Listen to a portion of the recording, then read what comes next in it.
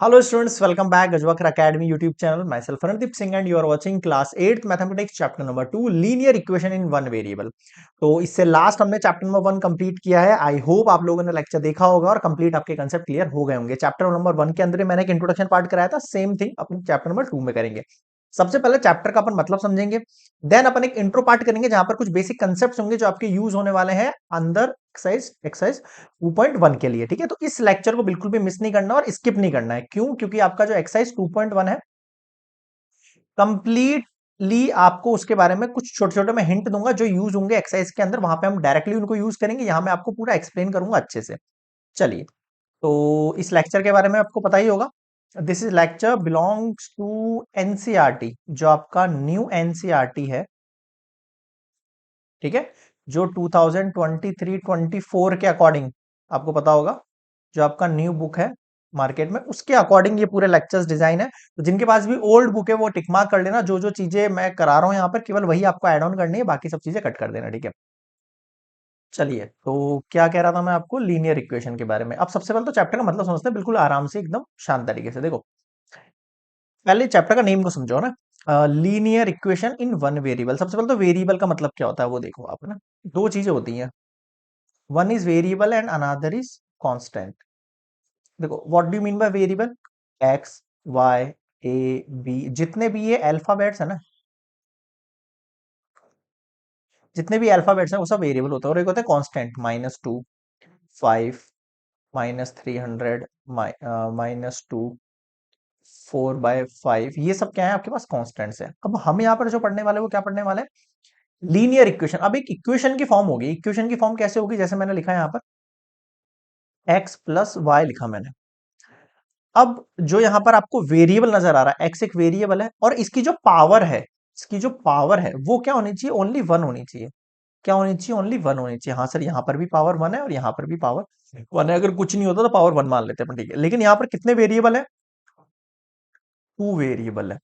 But हमारा chapter किसको belong कर रहा है? वन वेरिएबल को. तो आप टू वेरिएबल वाला कंसेप्ट क्लास 9th के अंदर जाके पढ़ोगे ना. तो अभी अपन केवल वन वेरिएबल की बात कर रहे हैं. ठीक है, तो यहाँ पर टू वेरिएबल है, हमें क्या पढ़ना है? One variable. अगर मैंने यहाँ पर 2 + x लिख दिया मान लो, देखो इसमें कांस्टेंट ऐड हो रखा है, उससे कोई फर्क नहीं पड़ रहा है. बट हाँ, सबसे इंपॉर्टेंट चीज, सबसे पहले तो यहाँ पर एक वेरिएबल होना जरूरी है. मिनिमम वन वेरिएबल होना चाहिए. क्या कह रहा हूं मैं? मिनिमम वन वेरिएबल होना चाहिए. फिर इस वेरिएबल की जो पावर है वो क्या होनी चाहिए? वन होनी चाहिए. यानी कि कुछ नहीं होनी चाहिए. कुछ नहीं होगी तो इसका मतलब वन होगी. मैंने लिखा है यहाँ पर 2x + 3. क्या ये भी एक लीनियर इक्वेशन है? हाँ सर, इन्हीं को अपन क्या कहते हैं? लीनियर इक्वेशन कहते हैं. इन्हीं को हम क्या कहते हैं? लीनियर इक्वेशन कहते हैं. कैसे कह रहा हूं मैं इनको लीनियर इक्वेशन? बिकॉज यहां पर जो x की हाईएस्ट पावर है वो कितनी है? वन है. और वेरिएबल कितने हैं? ओनली वन ही है.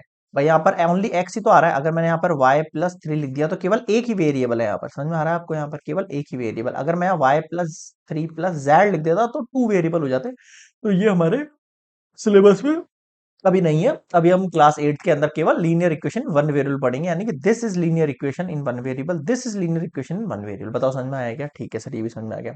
और क्या चीजें यूज होंगी देखना. अब मान लो मैं आपको कुछ इक्वेशन बना के दे रहा हूँ, उनको सॉल्व करना सिखा रहा हूँ. हमें जो मेनली एक्सरसाइज 2.1 होगी हमारी किस पे बेस्ड होगी? सॉल्विंग इक्वेशन के ऊपर बेस्ड होगी. सॉल्विंग इक्वेशन में कुछ आपको बेसिक चीजें पता होनी चाहिए. सबसे पहले add, subtract, multiply and divide के बारे में. ठीक है, कैसे? मैंने लिखा है यहाँ पर 2x + 3x लिखा मैंने. क्या मैं इन दोनों को ऐड कर सकता हूँ? हाँ. तो ये चीजें ऐड कैसे होती है ध्यान देना. सबसे पहले जो आपका वेरिएबल है दोनों तरफ वो सेम होना चाहिए. हाँ सर, दोनों तरफ सेम है. उनकी पावर सेम होनी चाहिए. इसकी पावर वन है तो इसकी पावर भी वन होनी चाहिए.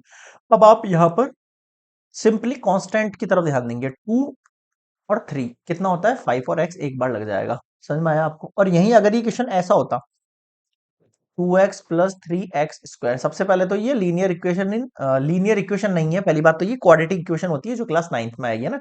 पहली बात तो चैप्टर का कंसेप्ट गलत हो गया है कि नहीं. सेकंड थिंग, इनको आप डायरेक्टली ऐड नहीं कर सकते क्योंकि यहाँ पर वेरिएबल सेम नहीं है. क्लियर हुआ यहाँ पे? ठीक है. अगर ये क्वेश्चन ऐसा होता 5x - x, अब x के आगे कुछ भी नहीं है तो अपन कांस्टेंट वन मान सकते हैं. ठीक है, 5x एक वैल्यू है, 1x एक वैल्यू है, वेरिएबल सेम है, ठीक है। 5 में से 1 गया तो कितना बचेगा, 4x बचेगा। साइन किसका आएगा, बड़ी संख्या का, बिगर वैल्यू का, तो यहाँ पर प्लस का साइन आ गया ऐसे, ठीक है। मल्टीप्लाई जब करेंगे, मान लो 5x को मल्टीप्लाई करना है 1x के, तो 5 1 जा 5 होगा, और x को x से मल्टीप्लाई करते हैं तो x स्क्वायर होता है, तो ये भी अभी आपका इस वाले चैप्टर के अंदर नहीं है, ये आपको मिलेगा, हाँ, एक्सपोनेंट्स वाले चैप्टर के अंदर आ जाएगा। ये चैप्टर नंबर है आई थिंक शायद आपका 10 या 11 में भी है ना, मुझे एक्चुअल में परफेक्टली ध्यान नहीं है। 10 या 11 वाला चैप्टर है एक्सपोनेंट, उसके अंदर आएगा, तो इस वाले पे बात नहीं करेंगे अपन। अभी अपन ऐड और सब्ट्रैक्शन बात करेंगे, मेनली ये चैप्टर पूरा इसी के ऊपर डिपेंड करता है, ठीक है। और क्या है, देखो, अगर मैंने लिखा यहाँ पर 3 + x = 2x लिखा, तो इसमें वेरिएबल्स को आपको पहले एक तरफ करना होता है, ठीक है। मान लो आप x को उठा के इधर लेके गए, ये सारा कंसेप्ट आपके लिए बहुत इंपॉर्टेंट है, क्योंकि आगे जो हम एग्जाम्पल पढ़ेंगे, एक्सरसाइज पढ़ेंगे, वो सब ये डायरेक्टली चीजें यूज होंगी, वहां आपको कंफ्यूजन क्रिएट होगा, उससे अच्छा है आप अभी इन चीजों को समझ लो। एक्स को उठा के अदर उधर लेके जाऊंगा तो 2x साथ ही एक्स उठ के इधर आएगा, तो ये माइनस का हो जाएगा एक्स। क्यों, क्योंकि साइन चेंज हो जाता है, पॉजिटिव है तो नेगेटिव हो जाएगा, अगर इक्वल्स टू के उधर गया तो नेगेटिव है तो पॉजिटिव हो जाएगा। 2x में से 1x गया, तो अभी बताया मैंने आपको 1x बचेगा, 1 लिखने की जरूरत नहीं होती है, ठीक है। तो 1 को हम नीचे भेज देंगे, 3/1, कितना आ गया, x का वैल्यू 3 आ गया। इस तरीके सॉल्विंग इक्वेशन हम यूज करेंगे आगे चैप्टर के अंदर। अगर मैंने लिखा है यहाँ पे x/2 = 5x, ठीक है, +2, ऐसे कोई इक्वेशन है मान लो, सबसे पहले आपको क्या करना है, क्रॉस मल्टीप्लाई करना है।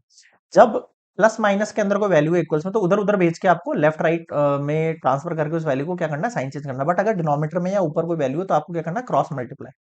क्या कहेंगे इसको, हम क्रॉस मल्टीप्लाई कहेंगे। धीरे धीरे आप परफेक्ट हो जाओगे इन सब चीजों में, कोई दिक्कत वाली चीज नहीं है, थोड़ा सा आपको नया लगेगा टॉपिक, बट धीरे धीरे हैबिचुअल हो जाओगे। 2 को हम इधर क्रॉस मल्टीप्लाई करेंगे, तो देखो 2 इधर आएगा, तो ब्रैकेट लगेगा पहले इन दोनों डिजिट पे, क्योंकि 2 इन दोनों के लिए आया है।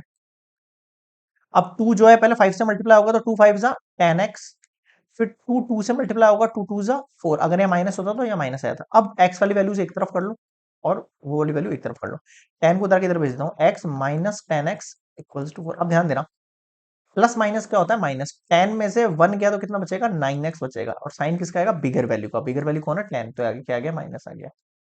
इस माइनस को मैं यहां लगा सकता हूँ, बिल्कुल लगा सकते हो। इस 9 को क्रॉस मल्टीप्लाई करके नीचे भेज सकता हूँ, बिल्कुल भेज सकता हूँ। तो x की वैल्यू जो हो जाएगी -4/9 हो जाएगी। मेनली हमें x की वैल्यूज ही फाइंड करनी होगी इस चैप्टर में। समझ में आया, ये है आपका इंट्रोडक्शन पार्ट। अगर आपको ये सारा कंसेप्ट क्लियर हो गया है, तो मैं गारंटी दे रहा हूं आगे जो एक्सरसाइज होने वाली 2.1, वो आप बहुत ही क्लियरली, बहुत ही अच्छे तरीके से निपटा लोगे। समझ गए। तो अब क्या करना है आपको, एक बार आप वापस रिवाइज करके देख लेना मैंने क्या क्या कंसेप्ट बताया, क्रॉस मल्टीप्लाई किस तरह किया है, लेफ्ट राइट उधर उधर भेज के साइन किस तरीके से चेंज किया है। नेक्स्ट आपको सीधे एग्जाम्पल करने को मिलेंगे, और एग्जाम्पल बिल्कुल इसकी मत करना, नेक्स्ट वाला लेक्चर एग्जाम्पल पे बेस है, एग्जाम्पल जरूर जरूर जरूर देखना, ठीक है। देन एक्सरसाइज 2.1 कंप्लीट करेंगे हम। क्लियर है यहाँ पे, तो ये एंड होता है हमारा introduction part of chapter 2 exercise 2.1 के लिए। नेक्स्ट देखेंगे एग्जाम्पल्स, ठीक है। तो मिलता है एग्जाम्पल नंबर 1 के साथ। कैसा लगा लेक्चर, पसंद आया तो please like share and subscribe our channel for more informative lecture of mathematics from class 8 to 12, ठीक है। मेनली हमारा फर्स्ट फोकस जो है वो मैथमेटिक्स के ऊपर है, और अगर आप लोग और अपने स्टूडेंट्स वगैरह को जोड़ेंगे, तो मैं आपको गारंटी दे रहा हूँ इसी सेशन के अंदर हम अदर सब्जेक्ट्स के लिए भी टीचर्स अरेंज करने की कोशिश करेंगे। बट उसके लिए आप लोगों का थोड़ा सपोर्ट की जरूरत है। तो ज्यादा ज्यादा स्टूडेंट्स इंगेज कराओ, ताकि जो है साइंस के लिए मेरा मतलब पूरा फोकस है कि मैं आपको मिड मतलब जो आपका सेशन है उस तक साइंस के लिए लेक्चर्स यहाँ पे अवेलेबल करा दूं, कोई ना कोई टीचर अरेंज करा दूं। बट उसके लिए उसे पेमेंट देना पड़ेगा। पेमेंट देने के लिए आप लोगों को क्या करना पड़ेगा, कुछ नहीं करना पड़ेगा, आपको बस सब्सक्राइब करना है, बेल आइकन को प्रेस करना है, और शेयर करने लेक्चर्स को, ताकि और स्टूडेंट्स यहाँ पर जुड़ जाए, ठीक है। बस इतनी सी हेल्प चाहिए आप लोगों से। चलिए मिलते हैं नेक्स्ट कंसेप्ट के साथ एग्जाम्पल नंबर 1 में, तब तक के लिए goodbye, take care, bye bye.